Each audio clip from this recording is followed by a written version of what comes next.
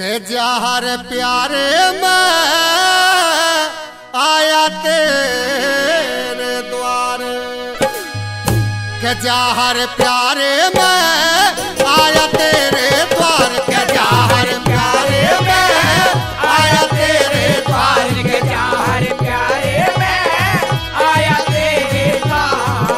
बोले क्या करो महाराज आज मैं खड़ा हूँ हिम्मत हारे, के जहर प्यारे में आया तेरे द्वार, के जहर प्यारे में आया तेरे द्वार।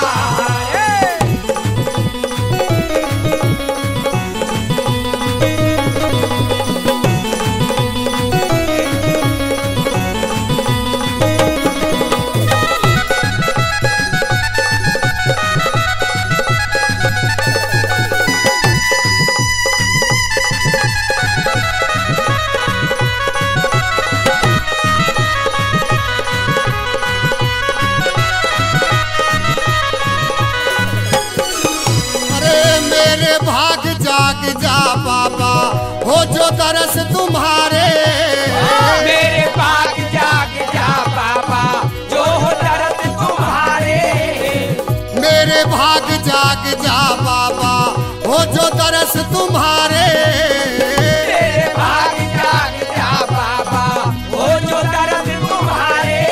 अरे जो भी आए शरण तुम्हारी, जो भी आए शरण तुम्हारी करता वारे यारे, के जहर प्यारे में आया तेरे द्वार, के जहर प्यारे में आया तेरे द्वार।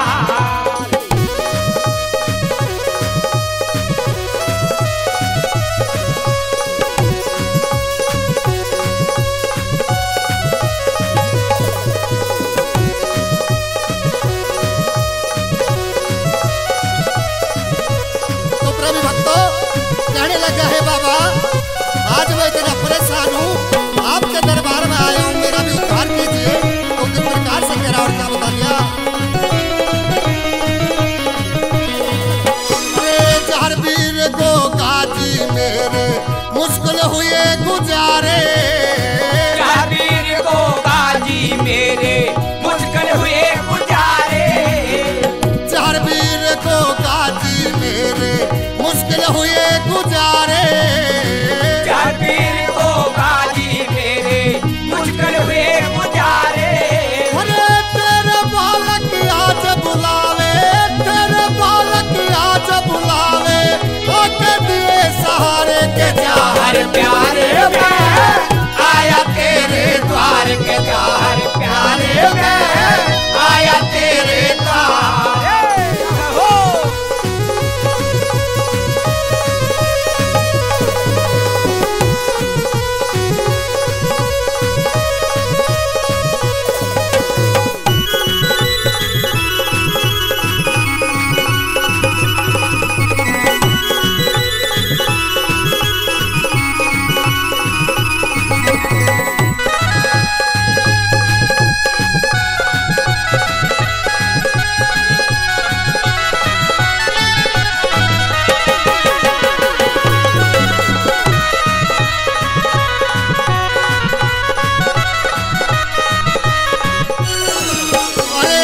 भरोसे छोड़ दिए मन अपने कारज सारे, तेरे भरोसे छोड़ दिए मैंने अपने कारज सारे, ओ तेरे भरोसे छोड़ दिए मन अपने कारज सारे, तेरे भरोसे छोड़ दिए मैंने अपने कारज सारे।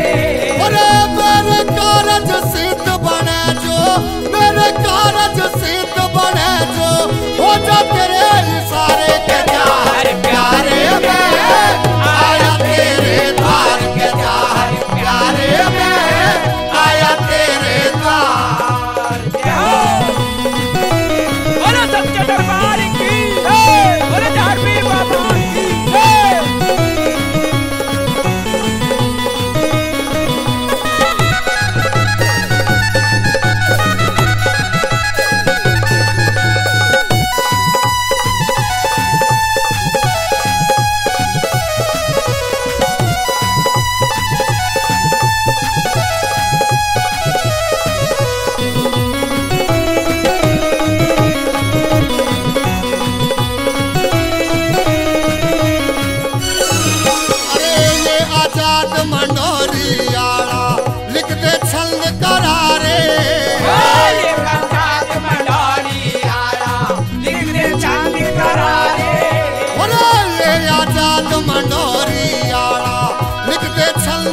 सारे